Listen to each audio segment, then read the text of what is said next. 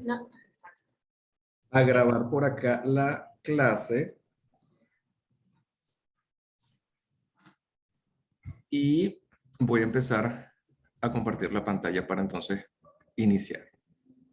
Bueno, primero que nada, muy buenos días a todos. Espero que todos estén muy bien. El día de hoy vamos entonces a empezar con estas capacitaciones. Yo voy a hablarles un poco sobre algunos aspectos muy básicos de investigación científica que de verdad espero que nos ayuden a entender un poco la importancia de todo este proceso. Y bueno, en relación a la parte científica, nosotros hoy nos vamos a abocar muchísimos aspectos relacionados con nociones básicas.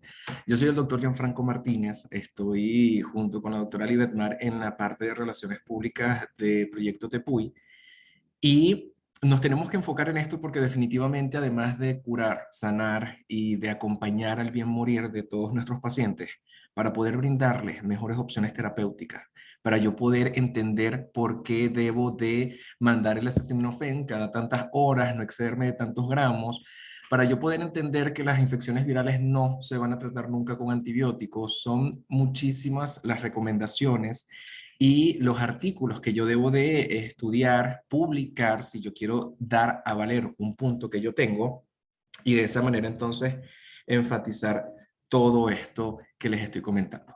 Así que lo primero que quiero que sepan es que hay muchos tipos de publicaciones científicas y que esto siempre nos va a ayudar a nosotros a entender que podemos desde nuestro punto de vista, pues publicar algo.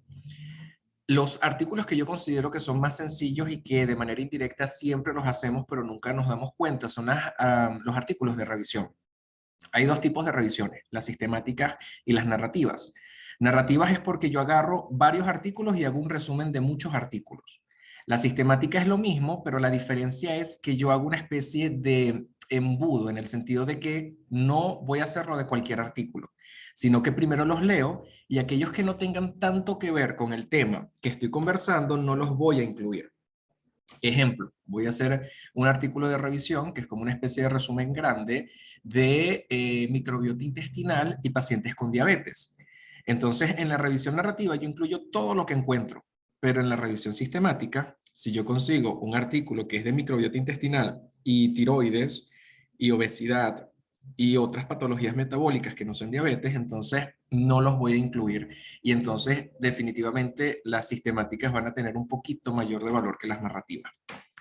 ¿Por qué les digo esto? Porque cada vez que a ustedes les toque hacer algún tipo de ponencia, que les toque hacer un seminario, ustedes tranquilamente pueden hacer una revisión sistemática o narrativa. Eso les ayuda a ustedes a estudiar y también a tener algo que potencialmente puedan publicar y que es de ustedes. Lo importante con esto es que las referencias sean recientes, a no ser que haya alguna que nunca ha cambiado y que es una clásica. Y bueno, lo otro importante con las revisiones es que tengamos en cuenta que siempre estos términos y conceptos pueden cambiar, entonces no hay que tardarnos mucho en tratar de publicarla. De segundo tenemos aquí los artículos originales que son los que tienen mayor, desde el punto de vista de evidencias, ellos son los que van a ser más confiables. Vamos a tener observacionales y experimentales, que más adelante hablamos un poco de ellos. Siempre los experimentales y los ensayos clínicos son los que están, digamos, que arriba en los niveles de evidencia. Los casos clínicos pueden ser únicos o pueden ser una serie de casos, evidentemente algo que no sea usual, que nos deje una enseñanza, que no siempre debe ser académica, también pudiese ser ética, pero que pues se salga de lo cotidiano. Y entre otras cosas, aquí tenemos cartas al editor de la revista, fotografías médicas, pósters, etc. Cuando yo hablo de los niveles de evidencia es porque si de repente nosotros nos ponemos acá a discutir sobre el uso de ivermectina en pacientes con escabiosis, entonces si de repente Libe me empieza a hablar y me fundamenta todo lo que ella está hablando de un artículo original experimental que es un ensayo clínico, yo definitivamente, bueno, habría que ver otros detalles, pero solamente por el tipo de artículo que es, ya ella tiene una muy buena base. Pero si de repente Edith me empieza a hablar, es de un caso clínico único, ellos son los que se encuentran, digamos que en la base de la pirámide. Así que a pesar de que esté publicado, ocurrió en un caso, o quizás en tres porque era una serie de casos, pero no quiere decir que sea la mayoría y su nivel de, bueno, en este caso, confianza sobre sus resultados debería de ser probado con otro tipo de publicaciones. Más o menos para que tengan una idea de cómo esto va funcionando. Entonces, bueno, vamos a ver las partes de cualquier artículo de investigación. Esto va a variar porque si es un artículo de revisión, las partes serán aquellas asociadas con epidemiología, fisiopatología, factores de riesgo, tratamiento, diagnóstico, pero si es un caso clínico, tenemos que incluir el caso clínico. Y si es un artículo de investigación original, descriptivo, analítico o de los experimentales, allí sí debo de seguir estos lineamientos que tenemos por acá. Que básicamente siempre tenemos un título, alrededor de 15 palabras, es lo ideal. Los autores, que tenemos que estar seguros quién es autor y quién no es autor de una investigación. El resumen, que es extremadamente importante, especialmente aquí colocamos las keywords, que son las palabras claves.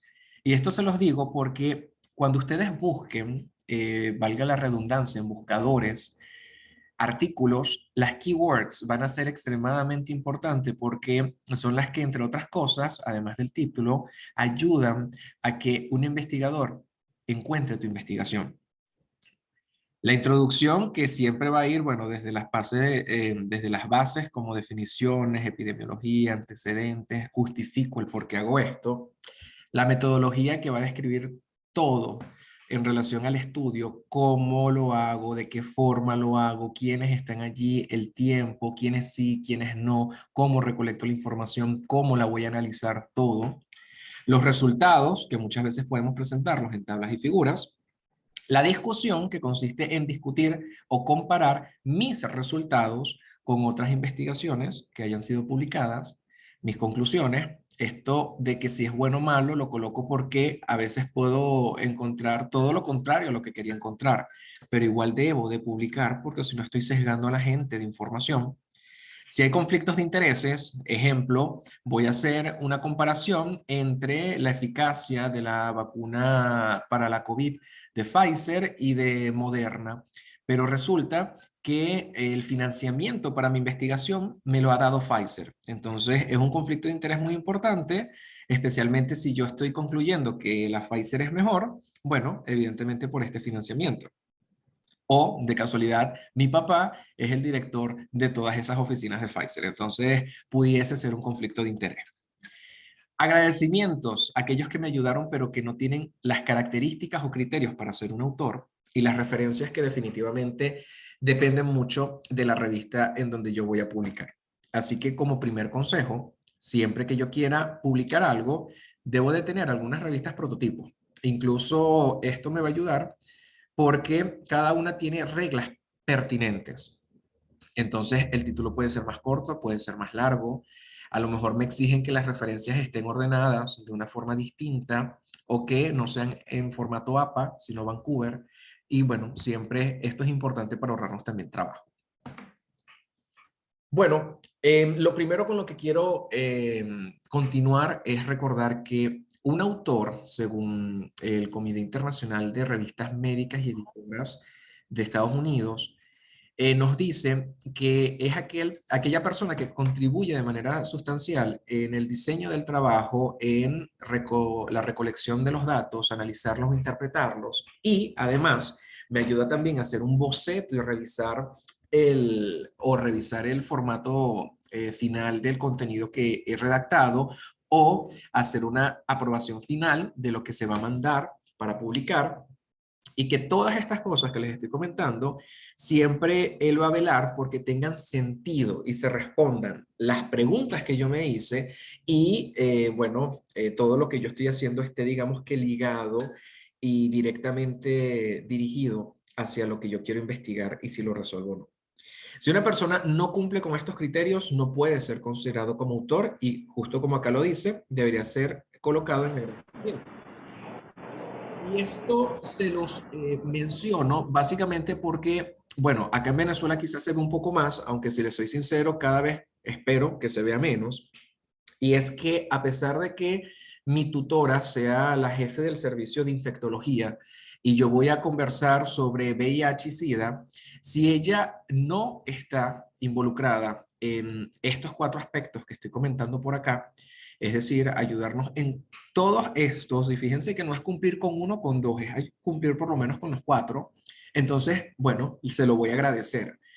Además de que recuerden que el orden de los autores debe de colocarse es en el orden de, digamos que contribución significativa que haya hecho.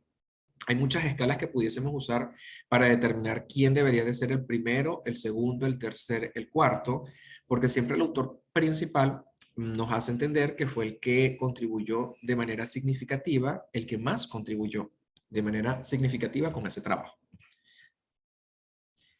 Después de todo eso, vamos a tener acá el resumen de esta investigación que estamos realizando. Generalmente va de 150 a 250 palabras y las partes son similares a las que vimos del artículo. Fíjense que él tiene una introducción que es opcional, objetivos, materiales y métodos, resultados, una conclusión y las palabras clave. Esto siempre se debe de respetar. Tratamos de que sea fiel a lo que está en el artículo, pero no de revelarlo todo, especialmente si tenemos como objeto que la persona lea todo este artículo y nos cite.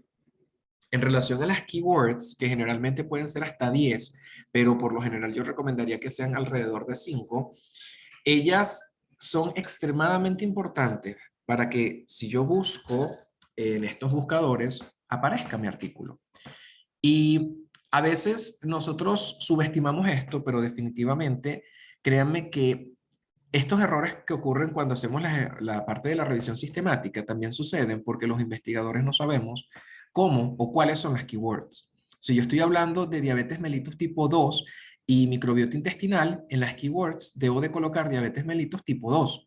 No debería de colocar diabetes mellitus tipo 1 porque no la estoy tocando, ni tampoco diabetes mellitus sola, porque se presta para confusión con la MODY, la gestacional, la tipo 1, la tipo 2, etcétera. Entonces, tengo que tratar de ser específico para ayudar que solamente salgan, bueno, artículos que de verdad sean de valor a la hora de yo estar buscándolo. Recuerden que hay un abstract que debe ser en inglés. Interesar al lector, no hacer un copy-paste. Y bueno, aquí tenemos el DESC y el MES, que son básicamente un descriptor de ciencias de la salud en español, que es el DESC, y en inglés, que es el que tenemos al lado, que es el Medical Subject Heading, y ellos nos ayudan a nosotros básicamente a saber cuáles son las mejores formas de citar o de colocar las keywords en nuestra investigación. Esto se los estoy comentando porque cuando yo estoy hablando de estos dos, a lo mejor hay muchas maneras de decir diabetes, bueno, diabetes mellitus quizás no, pero microbiota intestinal en inglés. Entonces, yo busco esto para ver qué sinónimos, cuáles son los más utilizados y tratar de que la keyword sea de las más buscadas, porque eso también va a posicionar mejor al artículo que yo estoy realizando. Después de esto, con las partes generales del artículo, recuerden que tenemos introducción, materiales y métodos o metodología, los resultados, una discusión y conclusión. Continuamos con la introducción, o iniciamos quizás. Aquí vamos a definir, hablar de epidemiología siempre de lo más grande a lo más pequeño, clasificamos, hablamos de antecedentes, justificamos el por qué esto es importante y realizamos una pregunta de investigación. Estas preguntas de investigación pueden estar cubiertas como un objetivo, no tienen necesariamente que estar implícitas con signos de interrogación, pero es importante que cuando yo le esté redactando o cuando pienso en esto, porque el deber ser es que yo la ideo y mi investigación tiene que responder esa pregunta, hay un formato que es la pregunta PICO o PICOT, en donde yo debo siempre de incluir en esa pregunta la población, acá bueno, colocan pacientes, la intervención que yo voy a hacer, si hay una comparación, los resultados y en cuánto tiempo. A veces la comparación y el tiempo son opcionales dependiendo de lo que yo quiero hacer. Y esto sé que se ve muy teórico, pero si vemos el ejemplo que tenemos en esta diapositiva que ahora proyecto, van a ver que acá, por ejemplo, tenemos un ejemplo de pregunta realizada con este formato. Nos dice, la terapia directamente observada o DOTS es útil para mejorar la adherencia del tratamiento a tuberculosis. Es decir, es igual que yo esté vigilando a un paciente a que yo no lo vigile para saber si la adherencia a su tratamiento es ideal. Fíjense que esta pregunta tiene o involucra a mi población, que son los pacientes que están en tratamiento con tuberculosis, una intervención que en este caso yo voy a observar de manera directa a estos pacientes, voy a hacer un tratamiento dirigido y no algo que ellos se van a tomar por su cuenta, que le doy las indicaciones y que no lo superviso. La comparación va a ser si esto, el vigilar si ellos beben su tratamiento, es mejor que simple y llanamente darle las indicaciones y los medicamentos y que ellos, el deber ser es que las cumplan, si tienen 4 dedos de frente, y el resultado es ver si esto mejora la adherencia o no al tratamiento. Entonces, pudiésemos colocar la T y especificar cierto tiempo en 6 meses o en el tiempo que dure el tratamiento específico para X patología, pero más o menos, siempre que redactemos una pregunta, tratemos que involucremos estos elementos. Y ahora sí, esta parte que está acá es solamente para artículos originales de investigación. Fíjense que ya habíamos conversado de que las revisiones sistemáticas y los casos clínicos tienen menos grado de evidencia que estos que están acá. Y de estos que están acá, yo divido mis investigaciones en dos grandes grupos. Yo puedo hacer una investigación del tipo observacional o del tipo experimental. Y todo depende de si yo realizo una intervención o no. Entonces, la gran pregunta es, ¿qué es una intervención? Y bueno, yo le diría en este caso a ustedes que básicamente es de una u otra forma nosotros pues realizar algo que afecte el curso normal o el comportamiento normal de una población. Si yo solamente voy a estar allí para observar, es decir, yo no voy a dar consejos, no voy a dar medicamentos, yo no voy a hacer, no sé, abordar su estado nutricional, entonces yo solamente voy a describir o analizar lo que estoy viendo, es observacional. Pero si yo voy a hacer una investigación experimental, que, ojo, una investigación experimental no es que voy a experimentar con animales o con humanos solamente, también puede ser que yo estoy viendo este tipo de personas y ahora voy a darles cierto medicamento para ver si, bueno, cambia de alguna forma la manera en cómo algo se está produciendo. Voy a darles una especie de intervención en el sentido de que a estos pacientes que normalmente se controlan con tal medicamento, bueno, ahora les voy a colocar uno nuevo que se ha estado diseñando para evaluar cualquiera de las fases del desarrollo del mismo, o porque voy a colocar una vacuna, o porque simple y llanamente en cierto periodo de tiempo voy a ver ahora cómo se comportan sin un estímulo que normalmente tenían, como por ejemplo, bueno, la relación con alguno de los padres, hermanos, o simple y llanamente porque sí voy a utilizar alguna intervención con animales o afines. Entonces, si ya yo estoy claro si voy a realizar o no una intervención, ya yo sé si voy a tener una investigación experimental u observacional. Si es observacional, yo debo de pensar, ¿voy a compararlo con alguien? Si la respuesta es sí, entonces lo analizo. Si la respuesta es no, solamente lo voy a describir. Fíjense que en este caso, los observacionales descriptivos más frecuentes que podemos encontrar son los casos clínicos. Fíjense que son los que tienen el menor grado de evidencia. Y en relación a los analíticos, los de siempre. A una persona porque tengo un caso control, alguien con algo y alguien sin algo, nadie sabe quién tiene qué y vamos a ir estudiando, o los de cohortes, que generalmente son estudios por bastante tiempo. Y en relación a los experimentales, los que tienen mayor cantidad de evidencia son los ensayos clínicos aleatorizados, que pueden tener generalmente un doble ciego, porque nadie sabe en realidad si no es un investigador, el investigador principal, disculpen, desconoce quiénes están involucrados y a quién se les da qué. Pero definitivamente yo considero que para poder llegar a realizar este tipo de investigaciones más complejas, siempre tenemos que tratar de empezar de lo más básico. Y bueno, poco a poco ir escalando. porque créanme que si no, también nos podemos frustrar y, bueno, abrumar un poco. Otros términos básicos: población es el todo, la muestra es una parte. Lo importante de esto es tratar que siempre mi muestra sea significativa de la población. Y esto es importante que lo tengamos en cuenta porque vamos a colocar un ejemplo muy errático. Si yo voy a estudiar las poblaciones indígenas de Venezuela, por ejemplo, vamos a encontrar que a lo mejor cuando voy para allá, algunos extranjeros se quedaron viviendo allá, se casaron con algunas personas de la etnia indígena, lo cual no es usual, pero vamos a pensar hipotéticamente esto. Y de repente, si yo voy a realizar este estudio, ellos forman parte de la población ahora, pero mi muestra evidentemente no debería de incluirlo si yo quiero que sea significativa y representativa de la población que estoy estudiando. Recuerden que mi muestreo puede ser probabilístico o no probabilístico, dependiendo de si es el azar o no quien decide quién es la muestra. Ejemplo, coloco los nombres de todos ustedes en una bolsita y saco 5 papelitos. Ellos van a ser mi muestra. El azar lo decidió. O no probabilístico, porque yo simple y llanamente nombro a 5 de ustedes que yo creo que son convenientes para mi estudio y, bueno, ellos son los que participan. Entonces, el azar no tuvo que ver allí.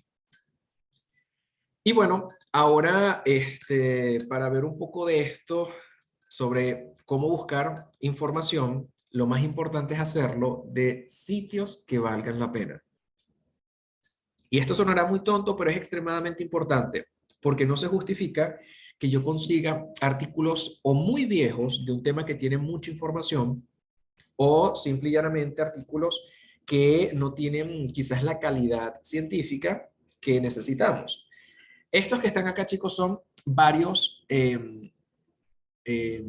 buscadores de artículos científicos. De todas formas, acá también tienen una imagen de varios de ellos. Y rápidamente con estos buscadores, lo que yo quiero que hagamos, déjenme rápidamente salgo de la presentación, es que tengan en cuenta que si yo busco, por ejemplo, uno de ellos, acá tengo PubMed, que es de los más utilizados. Cuando yo entro a PubMed, aquí yo voy a encontrar, bueno, una tablita para yo poder buscar. Si yo utilizo aquí, por ejemplo, microbiota intestinal y vamos a colocar acá depresión, yo voy a encontrar que me van a salir muchísimos artículos de los cuales yo puedo, bueno, utilizar. Fíjense que hay 155 páginas. Generalmente cada una tiene como 10. Pero recuerden que hay filtros y entonces yo digo, bueno, vamos a verlos de los últimos 3 años, desde el 2019. Y aquí entonces voy acortando mi filtro. Voy a decir, bueno, solamente quiero ver aquellos que sean ensayos clínicos, aquellos que sean artículos sistemáticos, aquellos que sean artículos narrativos, libros, documentos, y así voy viendo cada uno de estos artículos que tengo por acá. PubMed es muy útil porque, entre otras cosas, nos dan muchas herramientas, como por ejemplo ver el artículo, la gran mayoría gratuito, me permite a mí citar, yo le doy aquí citar y fíjense que me permite copiar simple y llanamente, y ya esta es una situación que yo puedo colocar en alguno de los sitios. Generalmente estas vienen en Vancouver. Y lo otro es que si yo por alguna razón no puedo abrir el artículo porque tengo que pagar, generalmente hay algunas páginas que nos ayudan. Si yo, por ejemplo, acá coloco SciHub, que es una página que definitivamente me ayuda muchísimas veces para encontrar artículos que a lo mejor son caros o son privados. Yo solamente copio el código DOI, el título o el link, lo coloco acá en esta barrita de SciHub, le doy a abrir y ella automáticamente me descarga el PDF por si no lo puedo ver por alguna razón. Y esto me ayuda muchísimo, especialmente a ahorrar tiempo cuando artículos están privados o no me permiten a mí definitivamente buscarlos por cuestiones económicas. Y bueno, cuando yo estoy haciendo estas investigaciones, no sé si se dieron cuenta que yo escribí microbiota intestinal y depresión. Si yo coloco y depresión, el buscador me va a buscar automáticamente artículos que tengan las dos cosas dentro, ¿ok? Tanto depresión como microbiota intestinal. Si yo le coloco la palabra OR, que es un operador lógico, va a buscarme a mí entonces microbiota intestinal o diabetes mellitus. Un artículo que tenga que ver de una cosa o de la otra. Si yo busco not, quiere decir, bueno, yo voy a buscar artículos de microbiota intestinal, no de microbioma intestinal, como el que tenemos acá, el microbiome. Entonces, si ellos ven la palabra microbiome, automáticamente no me lo van a colocar allí. Y si coloco SOR con la X, quiere decir que me va a buscar un artículo de uno, pero que no tenga el otro. ¿Ok? En el título solamente va a aparecer microbiota o aparecería diabetes mellitus, pero no los dos juntos. Así que estos operadores también tienden a ser útiles si los queremos buscar o utilizar. Bueno, ya en realidad estamos finalizando. Esto en realidad es para hacer un recuento de que cuando yo voy a hacer investigaciones como casos clínicos, en donde involucro personas de una u otra forma, sean adultas o sean pediátricas, yo siempre debo de recordar mi famoso consentimiento informado. El consentimiento informado no es una hojita y ya, créanme que el consentimiento informado tiene características que cualquier cosa pueden buscar muy, pero muy puntuales porque hay que explicar absolutamente todo, desde objetivos, qué queremos hacer, en dónde, cuántas personas van a ser sujetas del estudio, a pesar de que se las estoy dando a una sola.